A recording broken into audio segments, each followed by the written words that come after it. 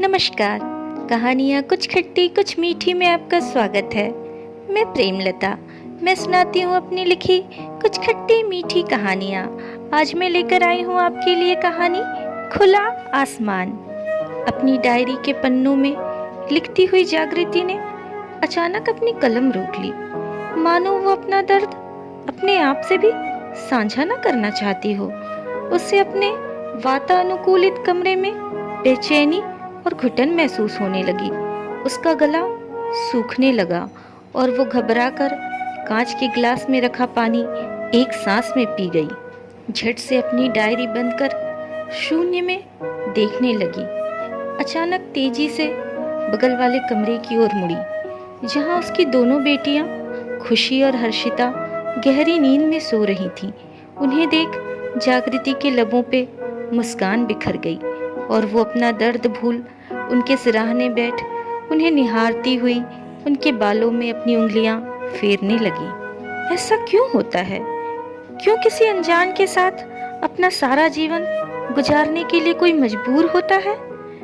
प्रकाश से उसकी शादी को कई बरस बीत गए, लेकिन आज तक वो क्यों प्रकाश को पूरे दिल से अपना नहीं पाई? क्यों, जबकि प्रकाश में कोई ऐब भी नहीं? वो जागृति और उसकी दोनों बेटियों का वैसा ही ख्याल रखता है जैसे एक पति और पिता को रखना चाहिए। फिर क्यों जागृति अपने ही विचारों के भंवर में डूबे जा रही थी। तभी प्रकाश कमरे में आकर बोला, अरे तुम यहाँ हो और मैं तुम्हें पूरे घर में ढूंढ रहा हूँ। जागृति सकुचाती हुई बोली, अरे आप कब आए? मुझे आपके आने का भान ही नहीं रहा। चलिए मैं खाना लगाती हूँ। कल सुबह मुझे जरूरी काम से शहर निकलना है, तुम नाश्ता जल्दी बनवा लेना। जी अच्छा। इतना कह जागृति यह जानने की चेष्टा किए बगैर कि आखिर ऐसा क्या जरूरी काम है, वहां से चली गई। वो पूछती भी कैसे? उसे प्रश्न पूछने का अधिकार कहाँ? प्रकाश ने भी उसे कुछ बताने की जहमत नहीं उठाई। सुबह नाश्ते के टेबल पर चिल्लाते हुए, जागृति कहाँ है मेरा नाश्ता? कल मैंने तुमसे कहा था ना, मुझे सुबह जरूरी काम से जाना है। जागृति हड़बड़ाती हुई बोली, बस ला रही हूँ, थोड़ी देर रुक जाइए, नाश्ता तैयार है। इतने नौकरों के होते हुए भी तुमसे घर का कोई काम समय पर नहीं होता। न जाने क्या मिल जाता है तुम्हें इन किताबों में। अपना सर खपा के सारा दिन किताबों से घिरी रहती हो। पता नहीं कहाँ से लगी है ये किताब पढ़ने की बीमारी तुम्हें।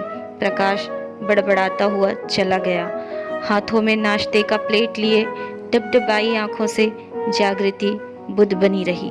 पिता को गुस्से में देख दोनों बेटियां सहम गई।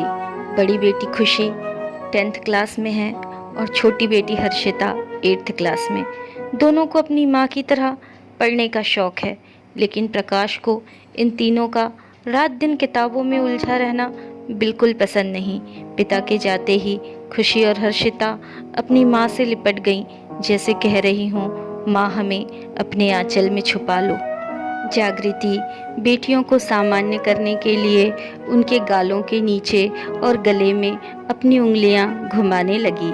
वे दोनों भी सब भूल खिलखिलाकर चहक उठी। अपने आंचल से आंखों में आए आंसुओं को पोंछती हुई वह भी उनके साथ हंसने लगी।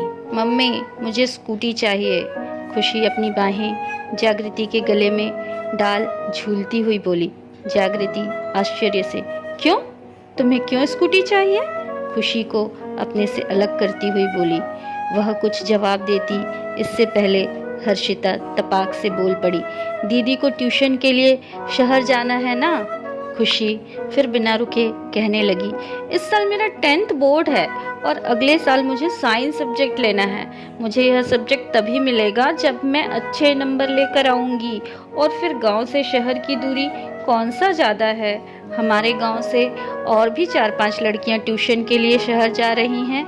मैं उन्हीं के साथ चली जाऊंगी और शाम से पहले घर लौट आऊंगी। जागृति हैरान सी सब सुनती रही। तभी खुशी उसकी बाहों को पकड़ झिंझोड़ती हुई बोली, मम्मी आप सुन रही हो ना मैं क्या कह रही हूँ?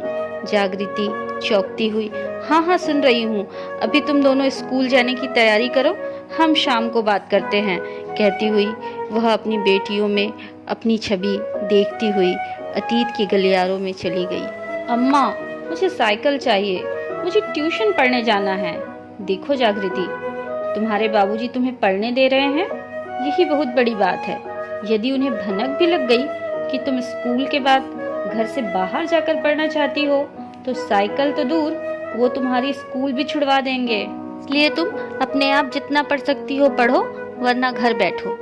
उस दिन वो ज्योति दीदी के कंधे पर अपना सर रख बहुत रोई थी। ज्योति दीदी उसके पड़ोस में रहती थी और उसके ही स्कूल की शिक्षिका थी। एक वही तो थी जो उसे समझती थी। स्कूल के ग्रंथालय से अलग अलग प्रकार की किताबें ला उसे पढ़ने को देती, जहाँ से उसे पढ़ने का शौक जागा, जो आज तक बरकरार है। अम्मा ने कभी उसका साथ नहीं दिया। घर के हर छोटे बड़े निर्णय बाबूजी ही लेते और अम्मा का केवल उस पर मुख सहमति होता। अम्मा से तो सीखा है उसने, हर बात पर समझौता करना, पति के हर निर्णय को चुपचाप सिर झुका के मान लेना। अम्मा इसी को तो गृहस्थी कहती है। आज भी याद है उसे वो दिन, जिस दिन ज्योति दीदी ने उसे बताया था, जागृति तू 12th फर्स्ट डिवीजन पास हो गई है। यह सुनते ही वो आकाश में उड़ने लगी, कॉलेज में एडमिशन के सपने संजोने लगी। तभी बाबूजी ने फरमान जारी कर दिया कि अब कोई पढ़ाई नहीं होगी, क्योंकि धनाढ्य परिवार से रिश्ता आया है और लड़के का स्वयं का कारोबार भी है। वह रोती रही, गिड़गिड़ाती रही। ज्योति दीदी अम्मा को समझाती रही, पर बाबूजी ने किसी की एक न सुनी और अम्मा चुप्पी साध गई। प्रकाश से शादी के बाद वो यहाँ इस गांव में आ गई, जहाँ उसे आलीशान मकान, नौकर चाकर, शानो शौकत, सुख सुविधा सब कुछ मिला। बस छीन ली गई उससे बोलने की स्वतंत्रता, अपने मन से जीने की आज़ादी। जागृति पूरी तरह से अपने अतीत में डूब चुकी थी। तभी खुशी और हर्षिता उसके दोनों गालों को चूमती हुई बोली, मम्मी हम स्कूल जा रही हैं, आप पापा से स्कूटी की बात कर लेना। जागृति सारा दिन परेशान रही। वो समझ ही नहीं पा रही थी वो प्रकाश से कैसे बात कर पाएगी। शाम को ढेरों सामान, कपड़े, गहने और मिठाइयों के साथ प्रकाश घर लौटा और जागृति को देख उसे गले लगाते हुए बोला, जागृति मुंह मीठा कराओ, आज मैं हमारी बेटी खुशी की शादी हमसे भी बड़े जमींदार के घर पर तय कराया हूँ। जागृति प्रकाश को बीच में ही रोकती हुई बोली, ये आप क्या कह रहे हैं? अभी खुशी केवल 16 साल की है, उसकी उम्र पढ़ने की है, शादी की नहीं, और खुशी अभी पढ़ना चाहती है।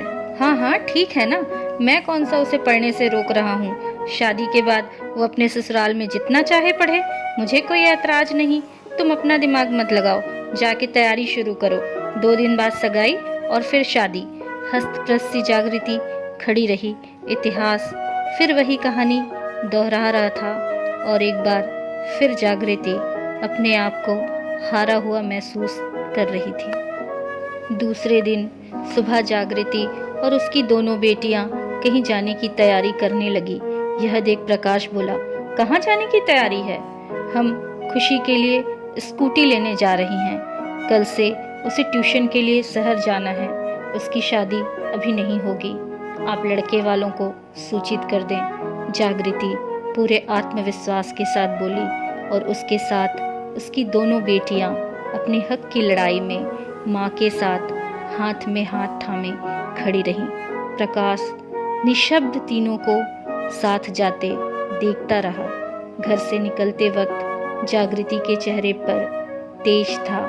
वो पूरे आत्मबल से बोली, मैं अपनी बेटियों को सोने का पिंजरा नहीं, उड़ने के लिए खुला आसमान देना चाहती हूँ।